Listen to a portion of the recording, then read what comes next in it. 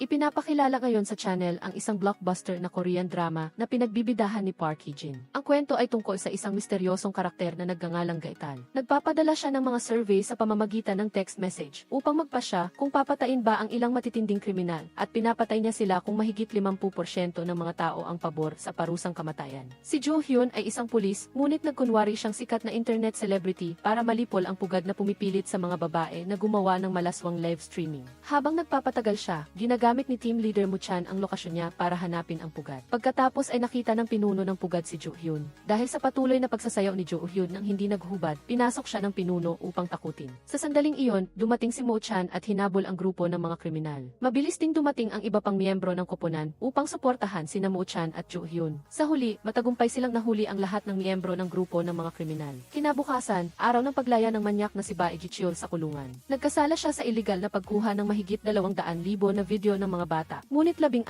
na buwan lamang ang sentensya niya. Naniniwala ang mga tao na napakagaan ng parusa para sa kanya. Sa kasalukuyan, nagrarally sila at nanggugulo sa labas ng gate ng kulungan. Naniniwala silang lahat na si manyak na bae ay karapat-dapat sa parusang kamatayan.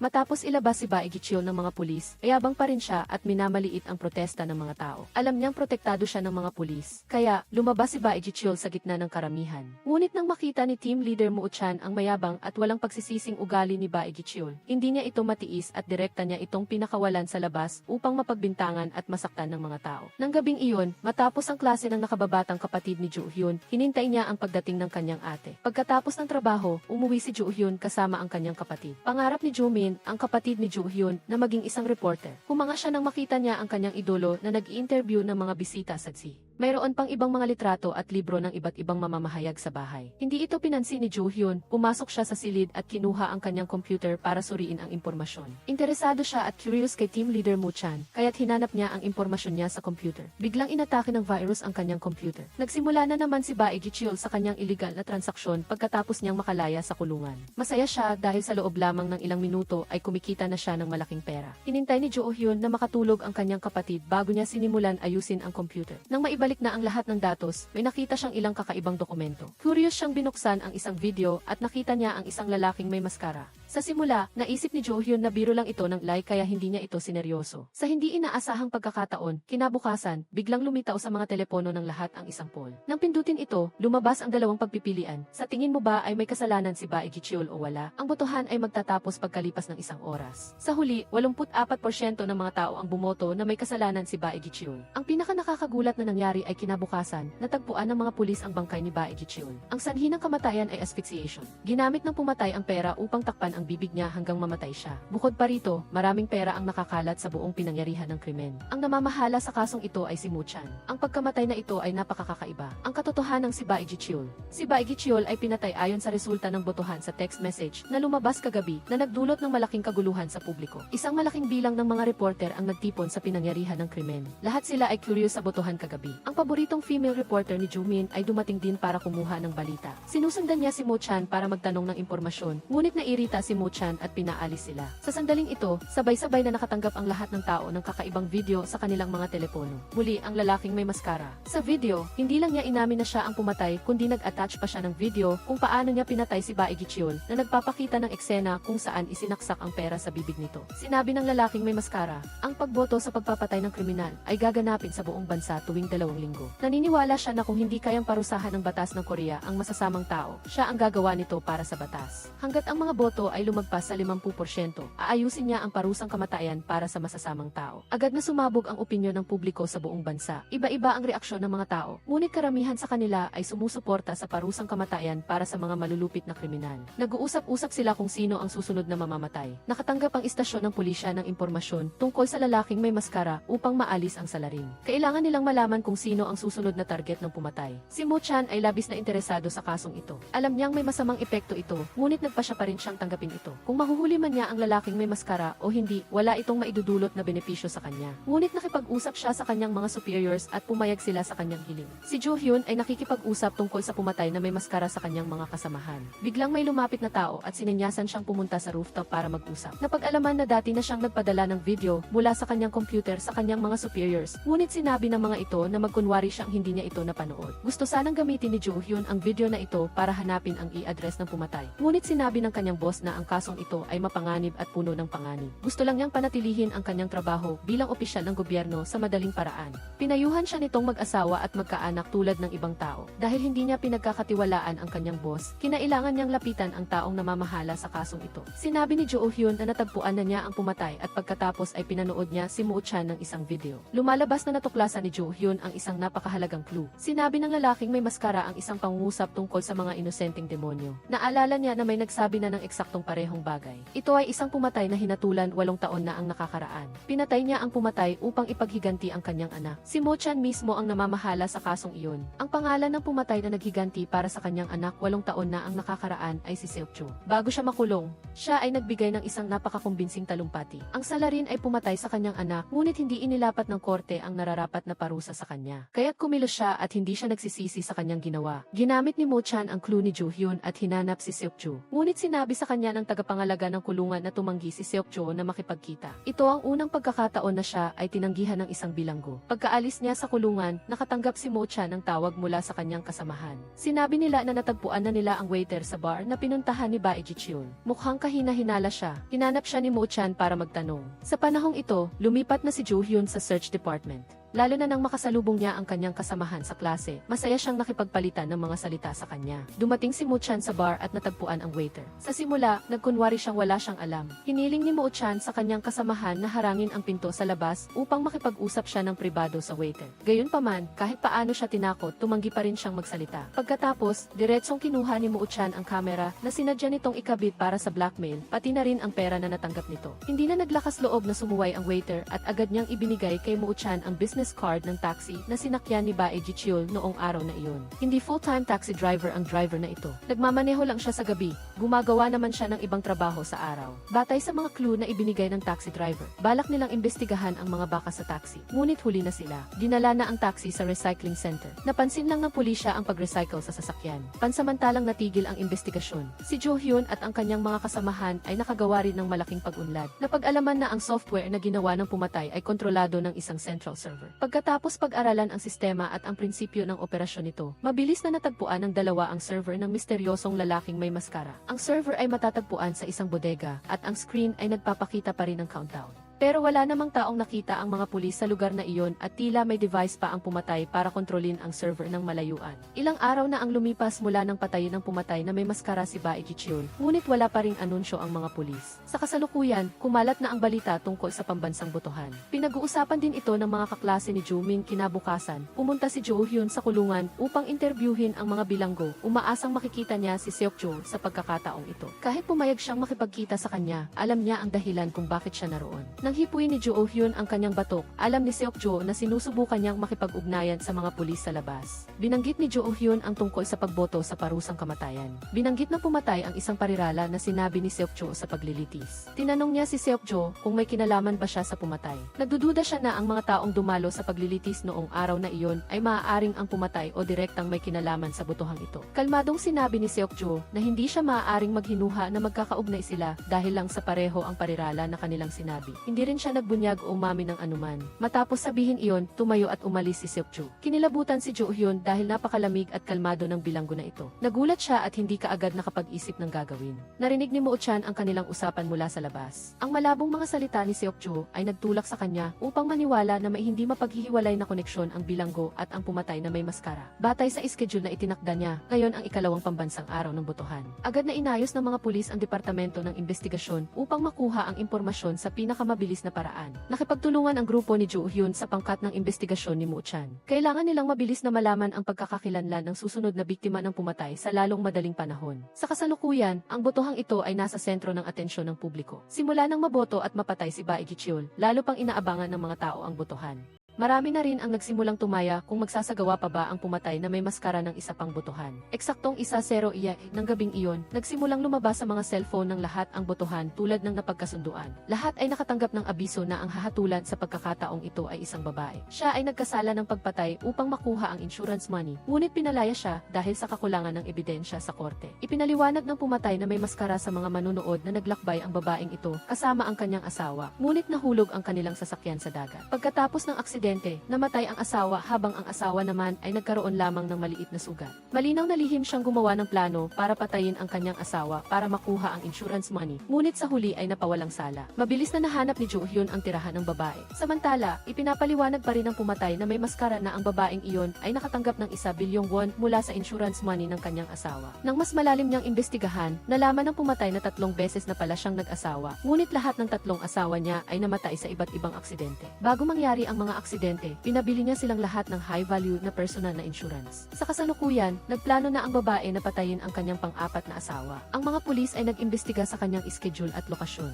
Sa wakas ay natagpuan nila ang babae sa rooftop. Ngunit nang lapitan nila ang babae, nalaman nilang hindi mabuksan ang sasakyan. Mayroon pang time bomb sa loob. Agad na tinawagan ni Moo Chan ang bomb disposal squad, ngunit abutin pa ng 30 minuto bago sila makarating. Ang tanging paraan ngayon ay imaneho ang sasakyan sa isang bukas na lugar upang maiwasan ang pinsala sa mga inosenteng tao. Nalaman ni Jo Hyun na ang parking lot ng babae ay malapit sa paaralan ni Jo Min, kaya't mabilis siyang tumakbo doon. Sa oras na iyon, naglabas na ang paaralan ng emergency announcement sa kanilang radio. Ang lahat ng mga estudyante ay pinapababa agad sa paaralan. Sa kabutihang palad, natagpuan ni Jo Hyun si Jo Min. Pinasakay niya ang kanyang kapatid sa taxi at siya mismo ang naghanap kay Moo Chan. Wala nang ibang paraan si Moo Chan kundi sirain ang pinto at siya mismo ang nagmaneho patungo sa palaruan. Matapos ang mabilis na pagtakbo, sa wakas ay huminto ang sasakyan. Tinantiyan ni Moo Chan ang sitwasyon at naramdaman niyang malapit nang sumabog ang sasakyan. Kahit na sinabi sa kanya ng ibang pulis na umalis na siya, naisip niya na hindi basta-basta papatayin ng pumatay na may maskara ang isang inosenteng tao. Ayon sa oras, mayroon pang mahigit 1 minuto ang botohan.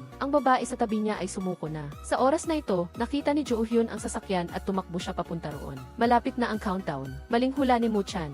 Dahil sumabog ang sasakyan ayon sa timer pagkatapos ng aksidente, ang babae ay hinatulan na namatay dahil sa pagsabog. Si Moo Chan ay dinala sa ospital. Gayunpaman, pagkatapos suriin ang mga aksyon ng mamamatay tao, nagpasya siyang tawagan ang mga miyembro ng kanyang team at ipinahayag sa labas na siya ay nagkaroon ng cardiac arrest dahil sa matinding pagkalason sa uso. Ang pagsabog ay nagdulot sa kanya ng buong katawan na paso. Mabilis na lumabas ang balita sa umaga, ibig sabihin ay nagpasya ang pulisya na itago ang katotohanan sa publiko. Ang paghatol ng mamamatay tao na nakaapekto sa isang pulis ay agad na nagpabago sa opinyon ng publiko. Ang lahat ay nag-aalala sa paniniwalang ang maskaradong mamamatay tao ay marunong lang pumatay. Si Jo Hyun, na walang pakialam sa iba, ay nakakita ng balita. Mabilis siyang pumunta sa ospital at nagpanggap na doktor para makapasok sa kwarto ni Moo Chan. Nang makita siyang maayos, naunawaan niya na sinasadya ng kanilang team na itago ang balita. Ginawa ito ni Moo Chan para ilihis ang opinyon ng publiko. Kung tatalikuran at hindi boboto ang mga tao, bababa ang level ng pinsala ng mamamatay tao. Si Jo Min, sa kabilang banda, ay naiuwi na ang kanyang kaklase. Noong nakaraang pagkakataon na nakatulog si Jo Hyun, habang nagtatrabaho, kinopya ng kanyang kapatid na babae ang video ng maskaradong mamamatay tao mula sa computer ng kanyang ate patungo sa sarili niyang computer. Labis na curious si Jo Min tungkol sa mukha sa likod ng maskaradong mamamatay tao. Kinuha niya ito mula sa computer ng kanyang ate para imbestigahan. Dahil alam niyang henyo sa computer ang kanyang kaklase, ibinunyag niya ang video dito. Base sa obserbasyon ni Jo Min, narinig niya sa video ang tunog ng sirena at ilaw. Kaya, ginamit ng kanyang kaibigan ang kanyang kasanayan para palakasin ang tunog at sa huli, narinig nilang dalawa ang tunog ng sirena ng bumbero. Sa oras na ito, nakauwi na si Jo Hyun. Nang malaman niyang kinopya ng kanyang kapatid na babae ang data sa computer, agad siyang sumigaw. Gayunpaman, pagkatapos pakinggan ang pagsusuri ng kanyang kapatid na babae at kaibigan, nagpasya siyang umupo at suriin ang video kasama ang dalawa. Ang ilaw ng bumbero na sumisilip sa bintana ay medyo mahina. Naalala ng kaibigan ni Jo Min na ito ay isang 2 palapag na bahay. Nag-isip si Jo Hyun na kung nagkaroon ng sunog doon, ay tiyak na naitala ang impormasyon tungkol sa sunog. Agad niyang ginamit ang impormasyong nahanap niya para suriin sa sistema. Sa huli, nakahanap siya ng 3 palapag na bahay na nasunog. Ang isa sa mga address ay tila pamilyar sa kanya. Matapos tingnan ang dokumento, nakumpirma niya na ito ang address ni Seok-chu. Mabilis na tumakbo si Jo Hyun papunta roon. Sumama rin ang kanyang kapatid na babae at kaibigan. Pagdating nila, wala silang nakitang tao sa bahay. Bago pumasok, nagpadala muna siya ng mensahe kay Moo Chan para ipaalam sa kanya at pinaiwan niya sa labas sina Jo Min at ang kanyang kaibigan. Pagpasok ni Jo Hyun para mag-imbestiga, natuklasan niya na matagal nang walang tao na naninirahan sa lugar. Maingat niyang kinuha ang flashlight at sinuri ang paligid. Ngunit wala siyang nakitang kakaiba. Gayunpaman, nang umakyat siya sa ikalawang palapag, natuklasan niya sa malaking board ang nakasulat na ika-negatibo 13 beses, mali. Sa tabi ng board ay mayroong maraming impormasyon na may kaugnayan sa kaso ng anak ni Seok-chu. Ngunit pagkatapos noon, inatake siya ng isang misteryosong lalaki. Si Jo Min sa labas ay nag-alala at gustong pumasok para tingnan, ngunit pinigilan siya ng kanyang kaibigan. Nang matanggap ni Moo Chan ang mensahe, agad siyang pumunta sa bahay ni Seok-chu. Maingat siyang pumasok sa loob at narinig ang ingay mula sa ikalawang palapag. Dali-dali siyang umakyat para tingnan at nakita nakita niya si Jo Hyun na nakahando sa isa sahig. Matapos gisingin si Jo Hyun, nakita niya ang nilalaman sa board at sa dingding. Biglang sa sandaling iyon, nakarinig si Mo Chan ng mabilis na mga yapak mula sa katabing silid. Mabilis siyang tumakbo para sundan ito. Nagkaroon ng labanan ang dalawa, ngunit si Mo Chan ay nasugatan kaya mabilis na nawalan ng lakas at napag-iwanan. Nang dumating si Jo Hyun na may hawak na flashlight, nakatakas na ang lalaking nakaitim. Paglabas niya at pagkakita sa kanyang kapatid na babae, labis siyang naanti. Magkayakap ang dalawang magkapatid. Hindi nahuli ni Mo Chan ang lalaking nakaitim. Sa kabutihang palad, nakarating siya sa tamang oras, kundi ay hindi niya alam kung anong mangyayari kay Jo Hyun. Nakita na maskaradong mamamatay tao ang iba't ibang komento ng mga netizen kamakailan.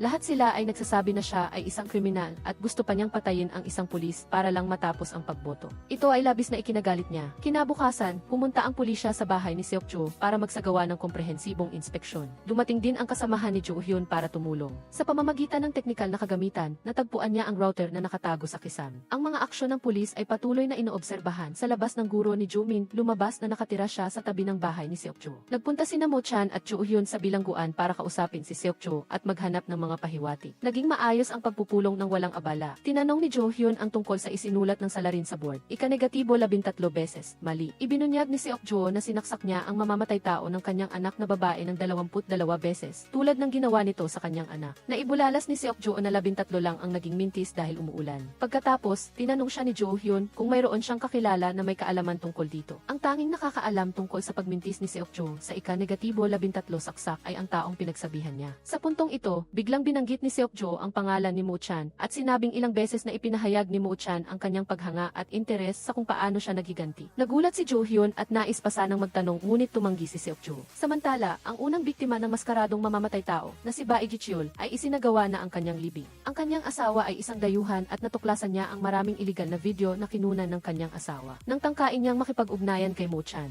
mayroong isang lalaking lumabas. Nang mapansin ng empleyado sa punerarya na may pera sa siwang ng pinto ng silid ng asawa, binuksan niya ang pinto para tingnan. Sa sandaling iyon, napagtanto nila na pinatay na ang asawa. Pagkatapos mag-usap ni Mo Chan at Jo Hyun kay Seokjo, palabas na sana sila nang mapansin nilang maraming mamamahayag na nagkukumpulan sa labas ng pintuan ng bilangguan. Lumabas na ipinagkalat ng mamamatay tao sa publiko ang balita na hindi naman pala malubhang nasugatan si Mo Chan tulad ng inanunsyo ng pulisya. Ngayon, si Mo Chan naman ang biktima ng media. Ngunit hindi siya natakot, lumabas siya sa harap ng pambansang media at idineklara sa mamamatay tao na hindi ito bayani at tiyak na mahuhuli niya ito. 8 taon na ang nakalilipas, ang anak na babae ni Seokjo ay pinatay ng isang psychopath. Nang dumating siya sa pinangyarihan at nasaksihan ang pagkakasaksak sa kanyang anak ng kabuuang 22 beses, labis siyang umiyak sa sakit. Sa maikling panahon, nahuli ng pulisya ang pumatay sa kanyang anak na babae. Pagkatapos nilang imbestigahan, nalaman nila na ang lalaking ito ay dating suspect sa 5 beses na sexual assault. Bukod pa rito, mayroon siyang 2 dating kaso ng pagpasok sa pribadong bahay upang guluhin ang mga babae. Ngunit dahil ang salarin ay isang menor de edad, kasama ang kasaysayan nito ng mental illness, nabawasan ang kanyang sentensya. Ang salarin ay anak ng driver at katulong ng isang mayamang pamilya sa lugar. Madaling pekin ang ebidensya at testimonya, lalo na at hindi nahanap ng pulisya. Ang A3 ng salarin sa pinangyarihan, walang sapat na ebidensya para sampahan ng kaso, kaya pinalaya ang mamamatay tao sa mismong paglilitis. Dumalo rin si Mo Chan sa paglilitis. Tanging ang makita lang niya si Seokjo na umalis. Hindi inaasahan, kinabukasan, sa isang gabi na umuulan, sinubaybayan ni Seokjo ang salarin. Pagkatapos, nilusob niya ito at sinaksak, tulad ng ginawa nito sa kanyang anak na babae. Sa huli, hinatulan si Seokjo ng habang buhay na pagkakakulong. Nasa kulungan na ngayon si Seokjo sa loob ng halos 8 taon. Biglang lumitaw sa lipunan ang isang maskaradong mamamatay tao. Sa oras na ito, katatapos lang mag-ehersisyo ni Lee Min-soo, kasama ang isang magandang babae. Tinukso ng babae ang mga peklat sa kanyang katawan na ikinagalit ni Min-soo. Kinuha niya ang baso ng tubig at malakas na hinampas sa ulo ng magandang babae. Pagkatapos ay tinanggal niya ang kanyang mamahaling relo at inihagi sa babae na parang nagbibigay ng limos para patahimikin ang magandang babae. Sa istasyon ng pulisya, napanood ng lahat ang balita mula sa media kamakailan. Sa sandaling ito, nakatanggap ng tawag ang kasamahan ni Mo Chan na nagpapaalam sa pagkamatay ng asawa ni Bae Ji-cheol. Ibinigay nila ang address ng punerarya para mapuntahan ito ng pulisya. Samantala, ang ina ni Lee Min-soo ay napanood din ang balita sa isang malaking TV station. Siya ay isang artista at lumabas sa paglilitis 8 taon na ang nakalilipas. Si Seokjo, na nasa kulungan, ay nakita rin ang balita na nabunyag si Mo Chan sa media. Kahit nasa kulungan, si Seokjo ay mukhang relax. Siya ay nasa silid ng warden, natural na nakikipag-usap at tumatawa. At mayroong afternoon tea pa. Dumating si Mo Chan sa bahay ni Jo Hyun sa gabi na ikinahiyan niya. Mabilis na naglinis si Jo Hyun para papasukin siya. Ang buong bansa ay nanonood kay Mo Chan at madali siyang makilala kapag sumasakay ng taxi o nasa hotel. Dahil sa pag-aalala ni Jo Hyun na baka sinusundan siya sa labas, inalok niya si Mo Chan na umuwi sa kanilang bahay. Sabay silang nag-analisa ng kaso. Pagkatapos, sabay na nakatanggap ng text message message ang kanilang dalawang telepono. Galing ito sa isang estranghero na naglalaman ng larawan ng namatay na dayuhang asawa ni Bae Jicheol. Ang bagay ba na ito ay gawa ng maskaradong mamamatay tao o hindi ay hindi pa naipapahayag ng pulisya. Samantala, inoobserbahan ni Lee Min-soo ang buong tanawin sa labas. Sa labas, siya ay isang mabait na guro, ngunit sa katotohanan, siya ay isang pervert. Palagi niyang sinasamantala ang mga pagkakataon upang silipin ang mga binti ng mga babaeng estudyante. Bukod pa rito, patuloy niyang sinusubaybayan ang paghatol ng maskaradong mamamatay tao. Tiyak na si Lee Min-soo ay direktang may kinalaman dito. Kinabukasan, sinimula ni Jo Hyun na imbestigahan ang kaso ng dayuhang asawa. Mula sa pananaw ng forensic science, nararamdaman nila na hindi ito gawa ng isang profesional na mamamatay tao. Hindi rin nila inaalis ang posibilidad na ito ay ipinagawa lang sa iba. Sa sandaling ito, nakatanggap si Jo Hyun ng tawag mula sa paaralan ni Jumin, lumabas na mayroong gulo sa paaralan.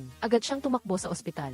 Ang lugar na ito ay hindi rin maganda. Sinamantala ng doktor sa loob ang pagkakataon na tulog pa ang pasyente dahil sa gamot upang silipan ito. Hindi sinasadyang nakita ito ni Jumin nang matuklasan ng doktor na may nakakita sa kanya. Nagpanggap siyang nakikinig sa telepono at umalis. Gustong sugurin ni Jumin ang doktor, ngunit pinigilan siya ni Jae-hoon. Binalaan siya nito na huwag basta-bastang mag-akusa ng iba nang walang malinaw na ebidensya. Sa sandaling ito, nakarating na si Jo Hyun sa ospital. Hindi sinasadya, nakita niya si Lee Min-soo. Nang marinig ni Jumin ang boses ng kanyang ate, tumakbo siya palabas.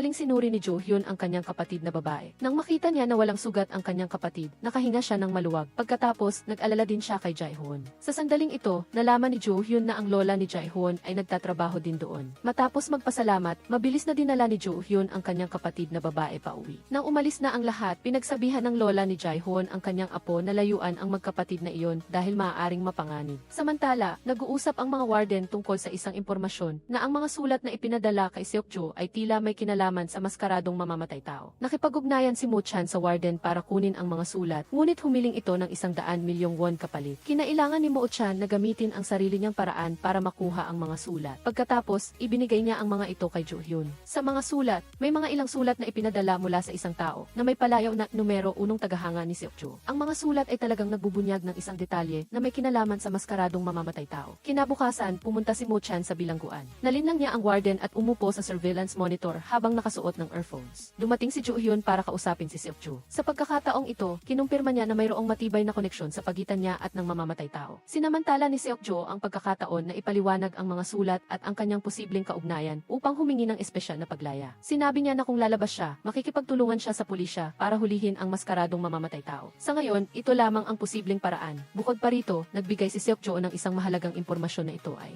ang susunod na kriminal na lilitisi ng mamamatay tao ay isang sexual offender. Sa kasalukuyan, wala pang malaking parusa sa ilalim ng batas ng Korea para sa ganitong uri ng krimen at ginagamit pa nga ang kapangyarihan para itago ito. Naalala ni Jo Hyun ang isang organisasyon na may sapat na kapangyarihan para itago ang mga krimen at iyon ay ang militar. Sa gabing iyon, opisyal na nakalabas si Seokjo sa bilangguan at nakalaya at tumulong sa pulisya na hanapin ang mamamatay tao. Inayos ni Mo-chan ang isang ligtas na lugar para kay Seokjo at naglagay ng mga surveillance camera para subaybayan ang lahat ng kanyang galaw. Nag-aalala siya sa kaligtasan ni Jo Hyun kaya tinawagan niya ito. Si Jo Hyun ang naghatid kay Seokjo. Sa mismong sandaling ito, ang kasamahan ni Jo Hyun ay dumating upang ibalita kay Mo-chan ang isang balita. Pagkatapos ng ilang beses na pagsusuri sa kamera, natuklasan nila na may isang lalaking nakasuot ng helmet ang nagpadala ng express delivery sa pinangyarihan ni Bae Jicheol. Ang tumanggap ng delivery ay ang kanyang asawa. Sinimula ni Mo-chan na suriin ang imahe ng estranghero. Base sa hugis ng katawan, hula niya na ito ay isang skilled fighter na halos kapareho ng lalaking nakipaglaban sa kanya sa bahay ni Seokjo. Ang kasalukuyang impormasyon ay napakalimitado pa, kaya sumasakit ang kanilang ulo. Bago ang susunod na pagboto, kailangan nilang maghanda ng lubusan upang salubungin at pigilan ang maskaradong mamamatay tao. Hindi nagtagal pagkatapos, dinala ni Jo Hyun si Seokjo sa lugar kung saan nagtipon ang tatlo.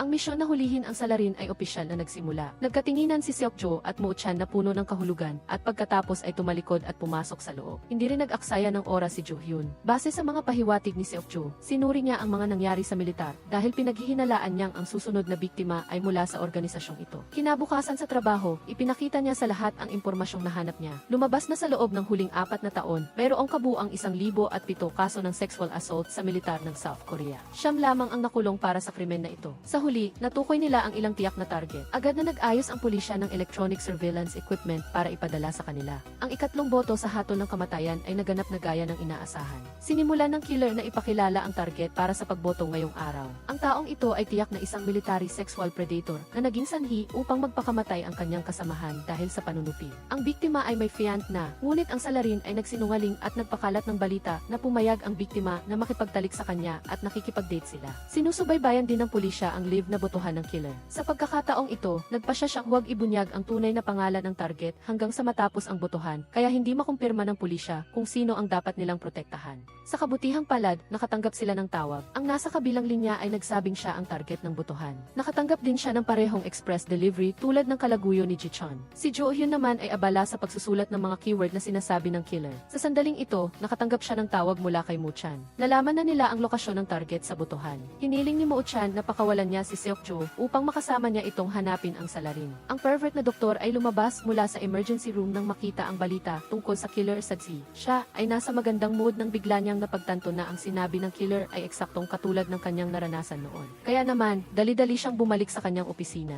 Isinara niya ang pinto at tinawagan ang pulisya. Nang makakonekta, sinabi niyang siya ang target ng killer. Matapos ipaliwanag ang sitwasyon ng detalyado, iginiit niya na hindi siya nagbibiro at hiniling sa pulisya na magpadala agad ng mga tao para protektahan siya. Sa sandaling iyon, umabot na sa 38% ang rate ng mga sumusuporta sa parusang kamatayan. Ipinakikilala pa rin ng killer ang pervert sa militar na nagmanyobra sa kanyang mga kasamahan para maging testigo para sa kanya. Pumunta ang pulisya sa isang simbahan batay sa unang tawag, ngunit wala silang nakitang sinuman sa loob. Mayroon lamang isang teleponong may nakasaksak na VSP sa sahig. Napagtanto nilang naloko sila, kaya dali-dali nilang tinawagan si Mo Chan na papunta na. Mabilis niyang sinunggaban ang manibela para lumiko patungo sa ospital upang hanapin ang pangalawang taong tumawag. Sa sandaling ito, nagsimula nang magsara ang lahat ng mga rolling door sa ospital. Napansin ng doktor na may pangalawang tao sa silid bukod sa kanya at ito ay si Jae-hoon. Gusto sana niyang umalis ngunit hinawakan siya ng doktor. Pinaghihinalaan niyang may kinalaman si Jae-hoon sa maskarang killer kaya hindi niya ito pinayagang umalis. Ang resulta ng botohan ay 72% ng mga tao ang sumusuporta sa parusang kamatayan para sa pervert. Ang pagkakakilanlan ng doktor ay isiniwalat na siya ngayon ay isang doktor sa emergency room ng ospital. Ikinalungkot ito ng mga nurse. Ang kanyang mga dating kasamahan na sumuporta sa kanya ay nagsimula ng matakot. Ayaw nilang madiskubre ng maskarang killer. Sa sandaling ito, nagsimula ng ipakita ang ebidensya sa screen. Ang doktor ay nagkasala at ang parusang kamatayan ay para sa halimaw na nagkukubli bilang doktor. Sa wakas ay nagawa na rin ito. Nakilala ni Seok-jo ang isang pamilyar na tao sa ospital kasama si Jo Hyun, ang taong nagtrabaho bilang tagapaglako para sa kanya. Nang sinabi ni Seok-jo kay Jo Hyun ang tungkol dito, tumakas ang lalaki.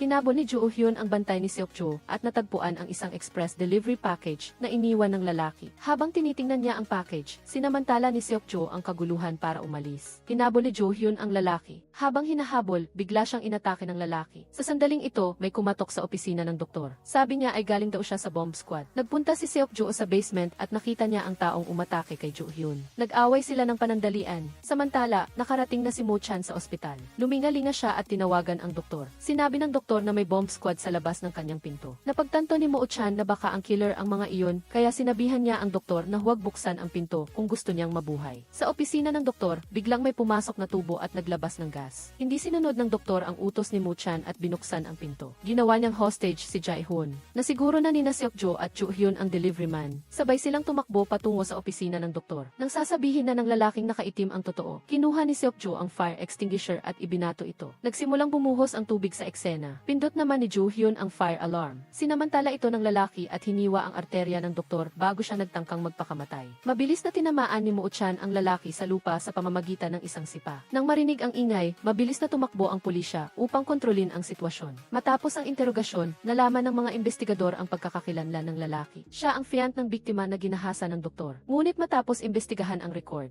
napag-alaman nilang matagal nang patay ang taong ito. Lumalabas na sa militar, gumawa siya ng peking death certificate para itago ang kanyang pagkatao. Dinala ni Jo Hyun si Seok-jo sa bahay kung saan siya dating nakatira kasama ang kanyang anak na babae. Hinawakan ni Seok-jo ang picture frame at naalala ang masayang panahon. Naisip ni Jo Hyun na ang lalaking gumawa ng krimen kahapon ay siya ring umatake sa kanya sa bahay na ito. Ngunit ang kanyang katawan ay malayo sa katawan ng lalaki sa voting video. Gusto lang niyang patayin ang doktor dahil sa sakit ng pagkawala ng kanyang mahal sa buhay at hindi siya ang tunay na tao sa likod ng botohan. Ito ay hula lamang ni Jo Hyun. Walang sinuman ang sumasang-ayon sa kanya, tanging si Seok-jo lamang ang nakinig nakikinig sa sinabi niya. Ibinigay niya sa kanya ang sketchbook ng kanyang anak na babae. Nakita ni Jo Hyun na may isa pang lalaki sa loob at tinanong kung sino iyon. Hindi sinabi ni Seokjo ang pangalan at sinabi lang na matalik na kaibigan iyon ng kanyang anak na babae. Bago sila umalis, sinabi ni Seokjo kay Jo Hyun na mag-ingat kay Mo-chan. Maaari siyang may alam sa maskarang killer. Higit sa lahat, emosyonal at matigas ang ulo si Mo-chan at maaaring magdulot ng pinsala sa kanya. Matapos isara ang pinto ng kotse, palihim na kinuha ni Jo Hyun ang kanyang telepono. Nirecord niya ang buong pag-uusap nila. Sa kabilang banda, natagpuan na ng pulisya ang ebidensya ng krimen ng lalaking pumatay sa doktor. Lumalabas na matagal na siyang nagtatrabaho sa security room ng ospital na ito. Dahil pamilyar sa loob ng ospital, mabilis at may katiyakan ang kilos ng lalaki. Gayunpaman, nahanap ng kasamahan ni Mo-chan ang litrato ni Lee Min-soo. Pinark niya ang kotse sa ospital at pumasok ng matagal nang hindi lumalabas. Agad itong pinaghihinalaan ng pulisya. Dinala ni Jo Hyun ang recording kay Mo-chan, ngunit sinabi niya na walang kwenta ang mga sinabi sa recording at umalis siya. Pagkatapos, pinuntahan niya ang ama ng babaeng lieutenant na nagpakamatay matapos gahasain ng doktor. Nang sabihin ni Mo-chan na nahuli na ang fiant ng kanyang anak na babae, pumayag ang ama na pumunta sa kulungan. Nang makita niyang ginawa ito ng kanyang magiging manugang para ipaghiganti ang kanyang anak na babae, napaiyak siya sa pagsisisi. Pareho silang emosyonal nang muling magkita. Isinagawa ni Jo Hyun ang muling investigasyon sa kaso ng anak ni Seokjo. Pagkatapos, natagpuan niya ang pangalan ng isang testigo sa kasong iyon. Matapos tingnan ang pangalang ito, natuklasan niya na nagpalit ito ng pangalan at ngayon ay siguro Lee Min-soo ng kanyang nakababatang kapatid. Kaya, sinamantala niya ang pagtulog ni Jo-min upang buksan ang kanyang telepono at hanapin ang contact information at email ni Min-soo. Gayunpaman, nang pindutin niya ang photo section, nakakita si Jo Hyun ng maraming larawan ng kanyang kapatid na kasama ang kanyang mga kaibigan at gurong si Min-soo. Bukod pa rito, mayroong isang video na nagpapakita ng kanyang pakikipag-ugnayan sa isang mag-aaral. Naramdaman ni Jo Hyun na may mali. Pagkatapos ay nagpunta siya sa isang coffee shop upang simulan ang mas malalim na pagsisiyasat. Gusto niyang i-hack ang system. Ngunit hindi niya inaasahan na may mas mataas na security system ang computer ni Min-soo. Sa sandaling ito, nag-enjoy siya sa bahay. Nang makita niya ang login alert, sa halip na magalit, naaliw siya. Si Min-soo ay isa ring computer genius. Ganap niyang hinarangan ang pag-hack ni Jo Hyun. Wala nang magawa si Jo Hyun kundi huminto. Hindi niya inaasahan na makakatagpo siya ng isang master hacker sa pagkakataong ito. Matapos makita ang kanyang biyenan, nagsimulang mag-confess ang lalaking pumatay sa doktor. Lumalabas na nakikipagtulungan siya sa ibang tao. Nagkasundo ang dalawa na siya ang magiging killer, habang ang kabilang partido ay ang bahala sa teknikal na aspeto. Nakikipag-ugnayan lamang sila sa isa't isa sa pamamagitan ng dark web at hindi pa kailanman nagkita. Si Mo-chan, sinabi niya na kung gusto lang niyang ipaghiganti ang kanyang fiant, sapat na ang patayin ang doktor. Bakit siya nakikilahok sa maraming pagpatay? Sinabi niya na naiinip siya sa kasalukuyang legal na sistema dahil ayaw niyang makita ang mga karapat-dapat na parusahan na nabubuhay ng marangya sa mundong ito. Nagpa siya siyang makilahok sa botohan para sa parusang kamatayan. Sa pag-asang gagawing mas patas ang lipunan mula sa isang lipunan na pinamamahalaan ng mga taong may kapangyarihan. Pumunta si Seokjo sa ospital para magpa-check up. Ang nag-check sa kanya ay ang lola ni Jae-hoon. Lumalabas na matagal na silang magkakilala. Si Jo Hyun ay nasa kotse pa rin. Sa sandaling ito, dumating si Lim Soo. Gusto niya itong sundan. Ngunit napansin niyang flat ang gulong ng kanyang kotse. Dali-dali siyang bumaba upang tingnan ito nang biglang marinig ang boses ni Min-soo. Lumingon si Jo Hyun at nakita siyang nakangiti na mukhang nakakatakot. Na-update si Mo-chan ng kanyang kasamahan tungkol sa paglitaw ni Lee Min-soo sa crime scene. Nag-imbestiga sila at natuklasan na nagpalit ng pangalan si Min-soo noon. Ipinanganak si Lee Min-soo na may gintong kutsara sa bibig at ang kanyang pamilya ay nagmamay-ari ng isang malaking pribadong paaralan. Ginawa ng nanay ni Min-soo ang kanyang anak na guro sa paaralan. Bagamat nagtapos siya sa law school, ang lahat ng parangal na nakuha ni Min-soo ay para sa computer science. Partikular na sa kaso ng anak ni Seokjo noon, siya ang pinaghihinalaang accomplice ng killer. Ngunit sa huli ay nakalaya siya dahil sa kakulangan ng ebidensya. Dahil dito, pinaghihinalaan ni Mo-chan na siya ang kasabwat ng killer na kakakuha pa lang. Sa sandaling ito, sinamahan ni Min-soo si Jo Hyun pabalik sa istasyon ng pulisya. Pagkatapos, umuwi siya at kumilos na parang isang mabait na bata. Sa sandaling ito, biglang sinabi ng kanyang ina sa kanyang anak, "Namatay ka na naman, tama ba?" Lumalabas na ang lahat ng ginawa ng kanyang anak ay binabantayan ng kanyang ina. Si Min-soo ba ang nasa likod ng maskarang killer? Kinabukasan, si Lee Min-soo, bilang kinatawan ng mga guro, ay sinamahan si Jae-hoon sa istasyon ng pulisya upang kunin ang kanyang testimonya. Sa sandaling ito, si Seokjo ay dinala din sa istasyon ng pulisya. Natanggap niya ang susunod na liham mula sa kanyang #1 fan.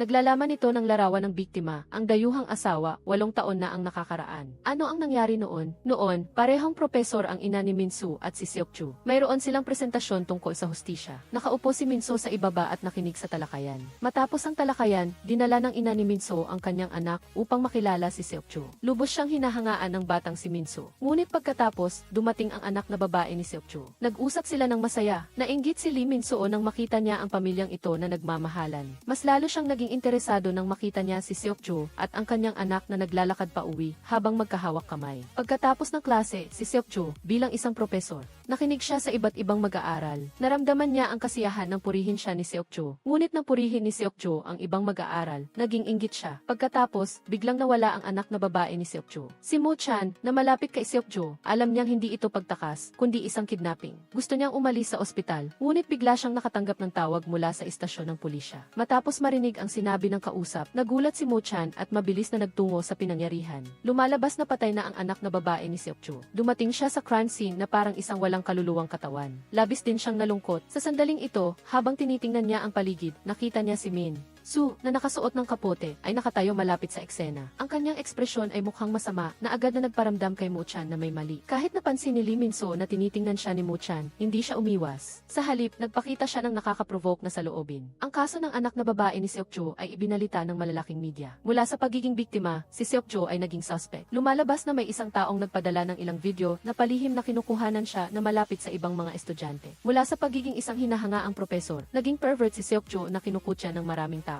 Ngunit hindi niya ito pinansin dahil hindi pa rin nawawala ang sakit ng pagkawala ng kanyang anak na babae. Nang maging suspect, hindi man lang niya nagawang magbigay ng disenteng libing para sa kanyang anak na babae. Dumating si Mo-chan upang hikayatin si Seokjo na makipagtulungan sa pulisya upang mahanap ang killer. Matapos ang matagal na paghikayat, pumayag si Seokjo na magsikap na mahanap ang katotohanan kasama si Mo-chan. Matapos tingnan ang ebidensya sa larawan na kinuha ng pulisya, napansin niya na nawawala ang manika sa backpack ng kanyang anak na babae. Pagkatapos, pumunta si Mo-chan sa crime scene para maghanap ng mga pahiwatig, ngunit sira ang surveillance camera doon. Sa sandaling ito, nagkataon na dumaan siya sa isang grupo ng mga babaeng nasa gitnang edad na nagbibisikleta. Upang makakuha ng impormasyon mula sa kanila, nagdala si Mo-chan ng kape. Mayroong mga action camera sa kanilang mga helmet, gaya ng inaasahan nang panoorin niya ang video. Nakita niya ang larawan ng isang batang lalaki na nakahawak sa kamay ng anak na babae ni Seokjo. Ang pagkakakilanlan ng batang lalaki na kumuha sa anak na babae ni Seokjo ay natukoy. Siya ang anak ng katiwala sa bahay ni Lim Soo. Takot na takot ang batang lalaki nang arestuhin ng pulisya. Dahil hindi matatag ang kanyang kaisipan, lalo siyang naging hindi komportable sa limitado at masikip na espasyo. Nalaman ni Mo-chan na binayaran ng ina ni Min Soo ang legal na gastos at ang settlement. Pinaghihinalaan niya na gaano man sila kalapit, hindi nila kayang magbayad ng ganoon kalaking pera para sa isang empleyado. Sa araw ng pagdinig, nagsimulang ipagtanggol ng abogado na inupahan ng ina ni Min Soo ang suspect. Naging puti ang itim. Pagkatapos, batay sa kakulangan ng sapat na ebidensya at sa mental na sakit, pinalabas na ang bata sa bahay. Hindi sumuko si Seokjo sa desisyon kaya naghiganti siya sa kanyang anak na babae sa sarili niyang paraan. Bumalik ang oras sa kasalukuyan. Ito ang unang pagkakataon na muling nagkita sina Min Soo, Seokjo, at Mo-chan pagkatapos ng 8 taon. Kahit walang nagsasalita, mayroon silang kanikanyang saloobin sa kanilang isipan. Matapos makuha ang testimonya ni Jae-hoon, pinuntahan ni Mo-chan si Min Soo at tinanong siya kung saan siya nagpunta at sino ang nakasama. Niya nang mangyari ang kaso sa ospital. Nang marinig ito, hindi agad sumagot si Min Soo. Ngumiti siya ng may masamang hangarin tulad ng ginawa niya 8 taon na ang nakararaan. Pinalabas si Jae-hoon ng babaeng pulis. Sinabi niyang gusto niyang pumunta sa banyo. Tamang-tama naman na may tumawag sa babaeng pulis, kaya nagkahiwalay silang dalawa.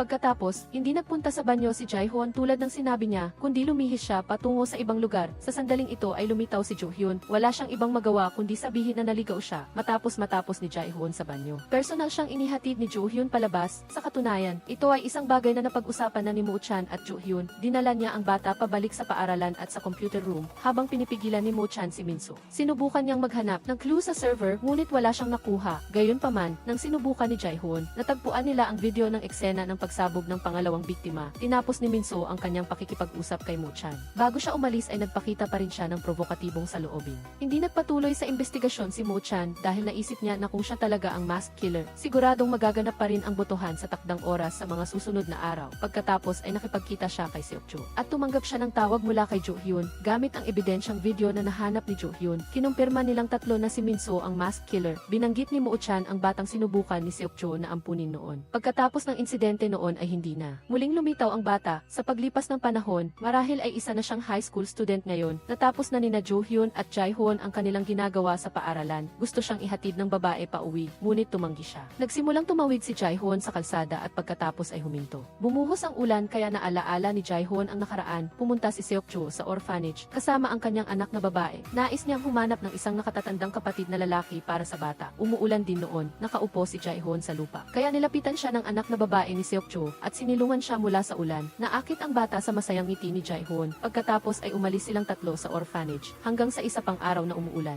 Nasaksihan ni Jae-hoon na pinatay ni Seok-jo ang isang tao. Gusto niyang lumapit doon, ngunit biglang may pumutok na baril. Sumenya si Seok-jo sa bata na huwag siyang lapitan. Sa takot ay inihagis ni Jae-hoon ang payong at tumakbo palayo. Ito ang pinakamapait na peklat niya. Sa sandaling ito, biglang may isang batang babae na may dalang payong ang tumakbo at sinilungan si Jae-hoon mula sa ulan. Iyon ay si Jumin. Ang masked killer ay hindi isang individual, kundi isang organisasyon. Bago ang bawat pambansang pagboto, magsasagawa sila ng isang panloob na pagpupulong. Ang kanilang layunin sa pagkakataong ito ay isang bilanggo na nakakulong habang buhay. Dahil walang parusang kamatayan ang South Korea, ang pinakamabigat na parusa na matatanggap ng isang kriminal ay habang buhay na pagkakakulong. Ang mga bilanggo ay sumasailalim sa physical examination tuwing ika-negatibo, 6 na buwan. Ang mga bilanggo na nakakulong habang buhay, kung sila ay may sakit o problema sa kalusugan, bibigyan sila ng medical na paggamot. Maraming tao ang sumuporta sa death penalty vote ng masked killer. Nagtipon sila at nagprotesta sa harap ng bilangguan. Umaasa na maibabalik ng South Korea ang sistema. Ang parusang kamatayan para sa mga bilanggo ay nagdulot ng dobleng presyon sa bilangguan. Nakahanap si Jo Hyun ng isang kahina-hinalang punto sa bahay ni Min Soo. Ang bill ng kuryente sa kanyang bahay ay mas malaki kaysa sa ibang mga bahay. Isang malaking halaga, malinaw na may mali sa kanya. Nagsimulang magpadala ang pulisya ng mga tao upang subaybayan si Min Soo. Matapos mag-usap ni Moo Chan at Jo Hyun, nagtapos sila sa konklusyon na mayroong ilang uri ng relasyon sina Lee Min Soo at ang masked killer. Sa wakas, nang mas malalim pa ang kanilang investigasyon, nakahanap talaga sila ng ilang pahiwatig. Dinala ni Moo Chan ang pulisya sa bahay ni Min Soo upang arestuhin siya. Dahil sa hinala na siya ang suspect sa kaso ng dayuhang asawa, agad na tinanong ni Min Soo kung nasaan ang ebidensya.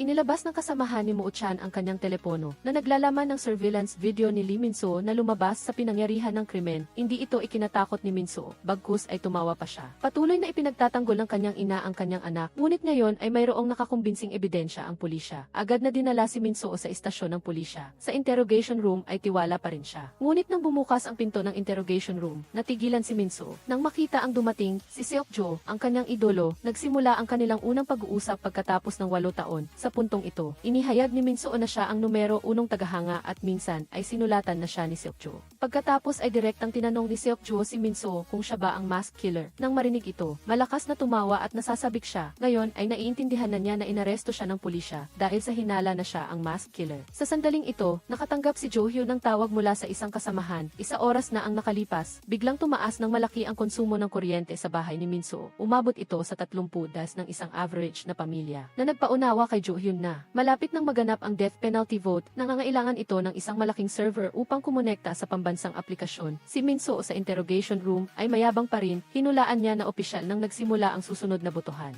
Hindi na mapigilan ni Seok-jo ang kanyang sarili, kaya sinugod niya si Min Soo at sinuntok. Mabilis na tumakbo si Moo Chan sa loob upang pigilan siya. Pagkatapos ay kinuha ni Moo Chan ang kanyang telepono at tiningnan ito. At totoo nga, opisyal nang nagsimula ang botohan. Nang marinig ang tunog ay ngumiti si Min Soo nang may pagmamayabang. Sa kabilang banda, biglang lumitaw si Jae-hoon sa computer control room nang makita na walang problema sa kagamitan. Napabuntong hininga siya ng ginhawa, ngunit pagkatapos ay biglang nawala ng koneksyon ang screen. Dali-daling isinaksak ni Jae-hoon ang isang HQ at nagsimulang mabilis na tanggalin ang mga kagamitan upang i-lock ang server. Nang mag-offline na ang screen ay saka lamang siya nakahinga ng maluwag. Sa kabilang banda, nagalit si Jo Hyun. Ayaw niyang makatakas si Min Soo sa kanyang kasalanan, kaya itinutok niya ang baril sa kanya. Sa sandaling ito ay biglang natapos ang botohan na nagpabalik sa kanyang kamalayan. Mabilis na kinuha ni Moo Chan ang baril mula sa kamay ni Jo Hyun. Gustong turuan ng ina ni Min Soo si Jo Hyun ng isang leksyon, ngunit pinigilan siya ni Moo Chan. Natapos ang lahat sa mayabang na tawa ni Lee Min Soo. Sa botohan kahapon, pinili ng masked killer si Moo Chan bilang target, kaya binigyan siya ngayon ng police station ng leave. Dinalaw siya ni Jo Hyun. Sa bahay ni Moo Chan ay nakadikit ang maraming pahiwatig tungkol sa kaso. Hindi matiis ni Jo Hyun ang kalat kaya tinulungan niya itong ayusin. Matapos maayos ang mga pahiwatig, muling sinuri ni Moo Chan ang kaso kung si Lee Min Soo ay talagang ang masked killer.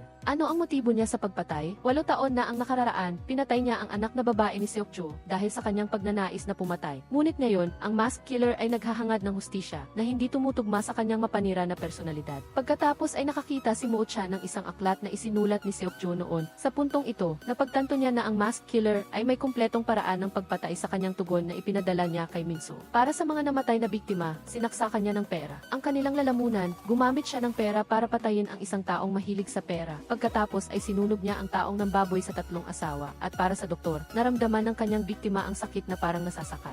Kaya nagpa siya ang mass killer na patayin siya sa pamamagitan ng pagpasok ng gas sa loob, para maramdaman ang masakit na pagkalason. Sa sandaling ito, mayroon ding nahanap na pahiwatig si Jo Hyun sa istasyon ng pulisya. Pumunta siya para tanungin si Seok-jo, at biglang may isang truck na bumangga sa dingding. Sinalo ni Seok-jo si Jo Hyun mula sa pagbangga, ngunit pagkatapos ay sumakay siya sa kotse at umalis sa istasyon ng pulisya. Nang mapagtanto niya na may balak tumakas si Seok-jo, agad na tinawagan ni Jo Hyun si Mo-chan. Sa sandaling ito, inihahatid ng pulisya ang salarin na pumatay sa doktor. Nang makita niya ang truck na nagdadala kay Seok-jo na tumatakas, gumawa siya ng gulo at umalis, gayunpaman. Pagkatapos ay binaril at nasugatan ang lalaking ito ng pulisya. Arehong hinabol ni Mo-chan at Jo Hyun si Seok-jo gamit ang kotse. Pagkatapos ay biglang may isang motorsiklo na lumitaw at sumugod papasok sa truck. Sa huli ay may 2 tao na nagmamaneho ang lumabas mula sa truck. Isa sa kanila ay si Seok-jo. Naghiwalay sina Mo-chan at Jo Hyun upang hanapin siya. Ngunit sa huli ay hindi nila siya nahuli. 8 taon na ang nakararaan nang matanggap niya ang liham mula kay Mingsuo sa bilangguan. Ipinahiwatig niya na siya ang salarin na pumatay sa anak na babae ni Seok-jo. Ikinagalit ito ni Seok-jo na naging dahilan ng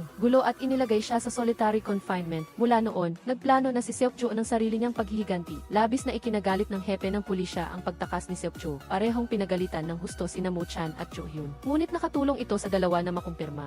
Ang masked killer ay hindi si Minso, kundi si Seok-jo. Nang gabing iyon ay muli silang nagkita upang maghanap ng bagong pahiwatig. Kailangan nilang malaman kung sino ang assistant ni Seok-jo sa labas at paano sila nakikipag-ugnayan. Matapos ang investigasyon, nalaman niya na ang lola ni Jae-hoon ay pumapasok sa bilangguan linggo-linggo upang magbigay ng libreng medical check-up sa mga bilanggo. Pagkatapos ay pumunta siya sa orphanage upang maghanap ng pahiwatig mula sa direktor. At imbestigahan ang bata na planong ampunin ni Seok-jo. Matapos malaman na ang lola ni Jae-hoon ay may malapit na relasyon kay Seok-jo, mabilis na pumunta si Mo-chan sa bahay ng lola. Mukhang nataranta si Jae-hoon nang makita si Mo-chan na bumisita sa bahay ng kanyang lola. Dahil sa malakas na hiling ni Mo-chan, wala nang ibang magawa ang matanda kundi papasukin siya. Sinagot niya ang mga tanong ng maayos. Matapos umalis si Mo-chan ay nakahinga siya ng maluwag. Sa sandaling ito, lumitaw si Seok-jo tulad ng inaasahan. Ang lola at si Jae-hoon ang mga taong nagprotekta kay Seok-jo. Kinabukasan, nagdamit si Jo Hyun at ang kanyang kasamahan bilang mga estudyante at pumunta sa isang tagpuan ng mga kabataan. Lumalabas na nakakita sila ng isang tagahanga ng masked killer. Ang taong ito ay nagpo-post ng mga kontrobersyal na artikulo sa student council. Pinaghihinalaan ni Jo Hyun na baka ito ang assistant ng killer, kaya nakipagkita siya sa kanya. Gayunpaman, nang mahanap niya siya, nalaman niya na ito ay isang kaklase ng kanyang nakababatang kapatid na babae. Ipinaliwanag ng batang babae na hindi siya iyon, kundi inihahatid lamang niya ang isang note para sa kanya. Nakasulat dito na makikipagkita siya kay Jo Hyun sa ibang araw, kaya pala matagal na niya silang sinusubaybayan. Dinala ni Jo Hyun ang papel upang pag-aralan ito. Nagtaka siya kung bakit binanggit niya ang pagkikita sa isang araw na maganda ang panahon. Sa sandaling ito, chinek niya ang weather application. Natuklasan ni Jo Hyun ang sikreto sa likod ng voting message ng killer. Lumalabas na nag-install siya ng software na may interface na katulad ng weather application upang linlangin ang mga user sa bawat pagboto. Magpapakita ang API na ito ng abiso na ang DZ station ay gumagawa ng isang espesyal na programa tungkol sa masked killer. Pagkatapos ay lumitaw si Jo Hyun kasama ang maraming iba pang pulis. Itinulak niya ang babaeng reporter na nagbabalita sa labas at pagkatapos ay inabisuhan niya ang lahat ng mga tao. Ang masked killer ay lihim na nag-install ng isang application sa mga telepono ng mga tao. Pagkatapos ma-install ay otomatiko itong magtatago. Sa tuwing magkakaroon ng botohan, magpapadala ang application na ito ng mensahe sa mga tao. Nang marinig ng mga tao na maaaring na-hack ang kanilang mga telepono, mabilis nila itong binura. Gayunpaman, pagkalipas ng ilang araw, nagsimula pa rin ang bagong botohan ng masked killer. Ang target sa pagkakataong ito ay isang real estate scammer. Bagaman marami nang nagbura ng software, ang rate ng pagsuporta sa death penalty ay nasa mahigit 50% pa rin. Brutal na pinatay ang target. Matapos ang botohan, kalmadong nag-isip si Jo Hyun at dumating sa isang konklusyon. Upang matapos ang botohang ito, kailangan nilang sirain ang application. Sa sandaling ito, ang pagkonsumo ng kuryente sa bahay ni Lim So ay muling lumampas sa normal na antas. Pinaghihinalaan ni Jo Hyun na ang server ay matatagpuan sa kanyang bahay, kaya nagpanggap siya bilang isang network maintenance technician upang makapasok. Pagkatapos ay sinimulan niyang suriin ang kanyang bahay. Tiningnan niya ang anumang kahina-hinalang kagamitan, ngunit walang nakitang pahiwatig. Gayunpaman, nang makita ni Jo Hyun na may isang tasa na nawawala sa estante, kumuha siya ng iba pang tasa. Ngunit biglang may isang secret room na lumitaw sa tabi niya. Nang pumasok si Jo Hyun sa loob, nakita niya ang napakaraming kagamitan na nakakalat. Ang mga kagamitan dito ay mas advanced kaysa sa istasyon ng pulisya. Umupo siya at nagsimulang i-crack ang password. Pagkatapos niyang magtagumpay, nahanap niya ang file tungkol sa botohan. Hindi alam ni Jo Hyun na kapag ginamit ang computer, sarado rin ang pinto ng kwartong ito. Mabilis niyang kinopya ang lahat ng nasa computer sa kanyang Sa sandaling ito ay nakakita si Jo Hyun ng isang kakaibang folder. Nang buksan niya ito, nalaman niya na ito ay isang video na nagtatala ng mga imahe ng anak na babae ni Seokjo bago siya pinatay. Agad niyang tinawagan si Mo Chan upang ipaalam ang sitwasyon. Sa sandaling ito ay pauwi na si Minso pagkatapos ng trabaho. Masikap pa rin si Jo Hyun na kumukuha ng ebidensya ng kanyang mga krimen nang hindi niya alam. Pagkatapos bumaba ng kotse, nakatanggap si Minso ng tawag mula sa kanyang ina. Lumalabas na natanggap din niya ang video ng pagpatay ni Minso sa anak na babae ni Seokjo. Nang marinig ang tunog ay agad siyang tumakbo pa uwi. Ang kasamahan ni Mo Chan ay kusang loob na nakipagkita sa ina ni Minso. Gusto niyang sumuko si Minso. Lumalabas na siya ang lihim na nagbibigay ng impormasyon sa istasyon ng pulisya sa pamilyang ito. Sinabi ng lalaking ito na si Seokjo ang nasa likod ng mass killer at sa susunod na pagkakataon ay siguradong pipiliin si Minso bilang target. Kaya ang pagsuko ni Minso ay para protektahan siya. Sinunod ni Minso ang kanyang ina at kusang loob na pumunta sa istasyon ng pulisya upang sumuko. Samantala, kinopya ni Jo Hyun ang mga nilalaman ng computer ni Lee Minso. Ngunit pagkatapos ng backup na proseso ng pag-format ay nabigo at gaano man niya sinubukan ay hindi niya masave ang data. Biglang bumukas ang pinto. Sa kabutihang palad, si Mo Chan ang dumating. Nailigtas si Jo Hyun. Pagkatapos, sinimula ng pulisya ang pag-lockdown at pagsisiyasat sa bahay ni Minso. Pagkaalis ni Jo Hyun sa bahay niya, nakasalubong niya ang kanyang kapatid na babae at si Jae Hoon. Pinagalitan niya si Jo Min dahil sa pagpunta sa bahay ng isang kriminal na mamamatay tao nang dumating ang isang kasamahan at sinabi sa kanya na hindi nila mahanap ang personal na laptop ni Minso. Dinala ni Mo Chan ang team sa crime scene, 8 taon na ang nakalipas. Batay sa mga larawan sa video, tiwala siyang sa ebidensyang ito, tiyak na hindi makakataka si Lee Minso sa bilangguan. Si Minso ay nasa bilangguan ngunit napakayabang pa rin. Ginagamit niya ang kanyang sakit sa puso upang makatanggap ng espesyal na pagtrato. Patuloy na nag-imbestiga si Mo Chan para sa karagdagang mga pahiwati. Nang tingnan niya ang profile ni Jae Hoon, natuklasan niya na ang bata ay inampon ng isang matandang doktor na kakilala ni Seokjo. Naalala niya na may isang pink na payong sa bahay ng matandang babae. Napagtanto ni Mo Chan ang isang bagay, kaya agad siyang naghanap ng mga lumang larawan. Pagkatapos ay natagpuan niya ang isang larawan ng payong na lumitaw sa crime scene, 8 taon na ang nakakaraan. Sa sandaling ito, napagtanto niya na si Jae Hoon ang batang pinlano ni Seokjo na ampunin. Nagpapatunay ito na siya ang taong sa labas na tumulong kay Seokjo na manipulahin ang pagboto. Sa tuwing matatapos ang klase, nagmamadali si Jae Hoon sa base para kontrolin ang lahat. Sinabi ni Mo Chan ang kwentong ito kay Jo Hyun. Hindi siya makapaniwala na si Jae Hoon ang nagsagawa ng plano ng death penalty mask para kay Seokjo. Kaya't pumunta siya sa bahay ng binata upang suriin. Narinig ng kasamahan ni Mo Chan ang balita na si Jae Hoon ang nasa likod ng maskarang mamamatay tao. Mabilis niyang ipinadala ang mensahe sa ina ni Minso. Sa istasyon ng pulisya, pinapanood ng lahat ang live na broadcast para sa susunod na boto. Sa sandaling ito, may isang pulis na nakatanggap ng mensahe mula sa katulong ng maskarang mamamatay tao. Pagkatapos ay pumasok ang pulis sa banyo, nagdagdag ng gamot at ibinigay ang tubig kay Minso para inumin. Pagkatapos niya itong inumin, si Lee Minso ay nasasaktan kaya dinala siya sa ospital. Gayunpaman, nang tumakbo ang kanyang ina doon, nawala na si Minso. Nang buksan niya ang kanyang mga mata, nalaman niyang nasa lugar siya ng pagbitay ng maskarang mamamatay tao. Sinimula ni Seokjo ang pambansang pagboto. Sa sandaling ito, nagyayabang pa rin si Minso at hindi humihingi ng awa. Ang katawan ni Minso ay sinusuportahan ng isang defibrillator. Ang resulta ng botohan ay lumabas na 87% ng mga tao ang pabor sa parusang kamatayan para kay Minso. Ang kanyang katawan ay nasa limitasyon na nito. Nang makita si Lee Minso na naghihingalo, nasiyahan si Seokjo. Sa sandaling ito, dumating na si Mo Chan at ang iba pa. Natakot si Seokjo na hindi pa patay si Minso, kaya't dinagdagan niya ang lakas. Ngunit pagkatapos noon, pinigilan siya ni Mo Chan. Nasa gitna si Mo Chan ng dalawang pagpipilian, iligtas o hindi iligtas si Minso. Samantala, pumunta si Jo Hyun sa bahay ni Jae Hoon. Ang taong nagbukas ng pinto ay nasa anyo ng maskarang mamamatay tao. Gaya ng inaasahan, si Jae Hoon ang nakasuot ng maskara. Sa huli, nagpa siya si Mo Chan na pindutin ang shock button para iligtas si Minso. Pagkatapos niyang magising, nagpa siya silang dalhin siya sa ospital. Si Seokjo naman ay dinala sa istasyon ng pulisya. Ang kasamahan ni Mo Chan ay tumawag at ipinaalam ang balita sa ina ni Minso. Sa eksaktong sandaling iyon, isang truck ang sumugod at hindi sinasadyang bumangga sa kanilang sasakyan. Nang makita ito ni Mo Chan, agad siyang bumaba sa sasakyan. Ang sasakyan ng kanyang kasamahan ay tumutulo. Nagmamadali siyang lumapit upang iligtas ang kasamahan niya. Inilabas ni Mo Chan ang kanyang kasamahan. Sa sandaling ito, tinanggal ng gwardiya ni Seokjo ang posas. Lumabas na isa rin siyang taga-suporta ng maskarang mamamatay tao. Mabilis silang dalawa na bumaba sa sasakyan. Sa huli, bumagsak ang ilaw ng kalye sa labas dahil sa banggaan na naging sanhi ng pagsabog ng sasakyan. Si Minso na nakaupo sa harap ay nasunog hanggang sa mamatay sa sunog. Tumakas ang gwardiya at si Seokjo sakay ng ibang sasakyan. Nagpaputok Pumutok si Mo Chan ng baril bilang babala, ngunit walang nangyari. Sa huli, kaya niyang panoorin si Seokjo na umalis. Sa katunayan, ito ay plano ng ina ni Minso. Gusto niyang gamitin ang aksidente para alisin si Seokjo. Gayunpaman, mayroon pa ring konsensya ang kasamahan ni Mo Chan. Isinakripisyo niya ang sarili, sinasabing maling lokasyon ang kanyang posisyon sa sasakyan habang tumatawag sa ina ni Minso.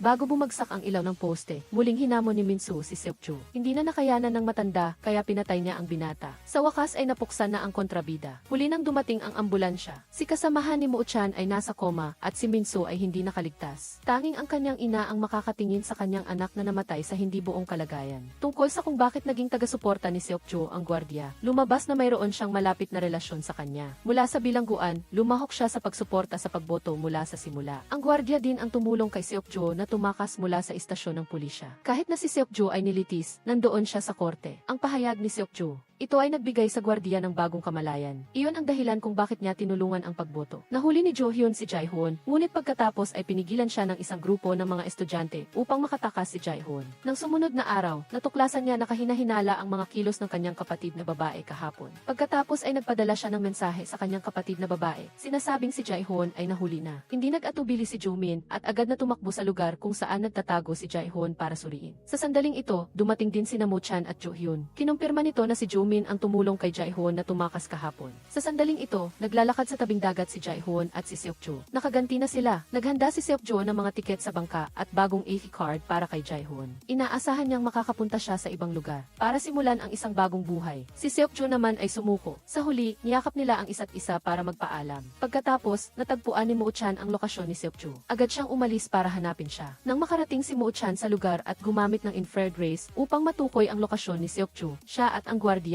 ay nagpapalabas ng huling broadcast. Inamin ni Seokjo sa publiko na siya ang nag-organisa ng death penalty vote matapos maging biktima ang kanyang anak na babae ng isang makapangyarihang tao na hindi pinarusahan ng batas. Napagtanto niya na may malaking problema ang criminal justice system ng South Korea. Kaya't personal niyang inorganisa ang pagboto upang ipatupad ang nararapat na parusa sa grupong iyon ng mga kriminal. Matapos sabihin ni Seokjo kay Jae-hoon na tumakas, dumaan siya sa bahay ni Jo-min para magpaalam. Pagkatapos, nakatanggap sila ng impormasyon tungkol sa broadcast ni Seokjo. Hindi ito naaayon sa sinabi ni Seokjo kanina. Napagtanto ni Jae-hoon na maaaring hindi sumuko ang kanyang kinagis ng ama, kundi magpakamatay. Kaya't agad niyang hinanap ang ina ni Minso. Samantala, pinapanood ang broadcast. Sinabi ni Seokjo na pagkatapos niyang maghiganti, ang kanyang buhay ay nasa kamay na ng publiko. Gumawa siya ng huling pagboto para sa kanyang sarili. Nagdulot ito ng matinding debate sa online community. Matapos sumakay sa subway, sinimulan din ni Jae-hoon ang live broadcast para sabihin ang dahilan kung bakit naging death penalty mask si Seokjo. Si Jo Hyun ang may pananagutan sa paghahanap kay Jae-hoon. Nang makita si Jo-min, chinek niya ang location ng kanyang kapatid. Ngunit sa sandaling ito, nagkaroon ng problema sa computer device. Natagpuan ni Mo Chan si Seokjo at naghahanda na siyang iligtas siya. Samantala, nag-live broadcast si Jae-hoon upang isalaysay ang buong kwento ng detalyado. Dahil dito, dahan-dahang naging simpatiyak ang publiko. Sa huli, hindi lumampas sa 50% ang resulta ng pagboto. Sa sandaling ito, nakahinga na ng maluwag sina Jae-hoon at Jo-min sa kabilang banda. Nabaliw ang ina ni Minso sa resulta at tinawagan ang kanyang subordinate na patayin si Seokjo. Pagkatapos ng paghabol batay sa lokasyon, natagpuan ni Jo Hyun sina Jae-hoon at ang kanyang kapatid na babae. Dumating si Mo Chan sa lugar. Nakita niyang nakabitin si Seokjo, kaya agad siyang lumipad at binasag ang salamin ng pinto. Nagmamadali siyang hinawakan ang ibabang bahagi ng katawan ni Seokjo upang iligtas siya. Kahit na si Jo Hyun ay maihawak na baril at pumasok, ang grupo ng mga estudyante na nakapaligid kay Jae-hoon ay hindi pa rin siya pinatawad. Isa sa kanila ang pumalo sa ulo ni Jae-hoon na naging dahilan upang mawalan siya ng malay. Nagmamadali siyang tumakbo upang tulungan si Jae-hoon na tumayo. Sa sandaling ito, maraming dugo ang umaagos sa kanyang lip. Dahil sa matinding pagkawala ng dugo at malubhang pinsala, hindi nakaligtas si Jae-hoon. Matapos mailigtas si Seokjo, agad na nagsagawa si Mo Chan ng resuscitation. Sa kabutihang palad, nakahinga na ulit si Seokjo. Dahil dito, nakahinga ng maluwag si Mo Chan. Pinatakbo ng gwardiya ang sasakyan sa isang ligtas na lugar. Matapos panoorin muli ang kamera, ang tagapamahala ay nagalit nang makita niyang nailigtas ni Mo Chan si Seokjo. Nang ilabas ni Mo Chan si Seokjo, dumating si Jo Hyun at ibinalita sa kanila na namatay si Jae-hoon. Nadurog ang puso ni Seokjo. Nagpanik siya at sinabi kay Mo Chan na siya ang dapat na namatay at bakit ganoon ang tadhana ni Jae-hoon.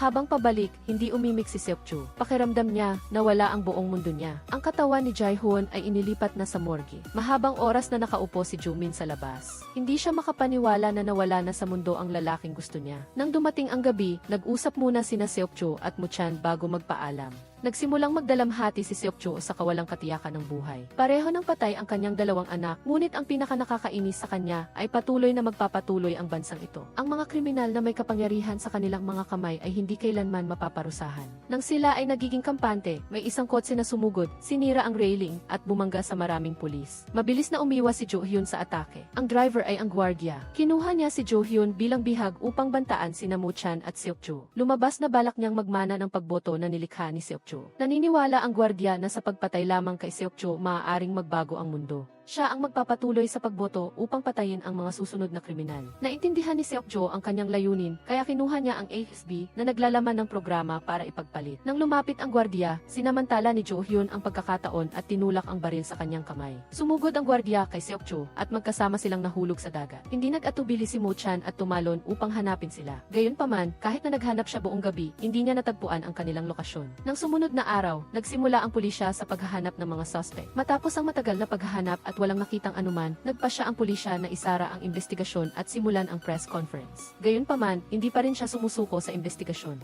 Sinasaliksik at inaayos niya palagi ang mga pahiwati. Sa huli, may natagpuan siyang kahinahinala. Ang haligi ng bahay ni Minsuo sa video ng crime scene ay mas manipis kaysa sa kasalukuyang haligi. Naghinala siya na sinasadya itong tinago ng ina ni Minsuo, kaya dinala niya ang pulisya upang suriin ito. Nang umuwi ang ina ni Minsuo, nakita niya ang pulisya na winawasak ang haligi sa basement. Kahit na sinubukan niyang pigilan si Mo-chan, sinabihan niya ang lahat na ipagpatuloy ang paggawa. Matapos wasakin, nagspray si Mo-chan ng luminol sa haligi. Gaya ng inaasahan, lumabas ang mga lumang mansa ng dugo. Hindi na nagkunwari ang ina ni Minsuo at inamin ang lahat ng kanyang mga krimen mula sa pagwasak ng ebidensya hanggang sa pagtatakip sa mga kriminal.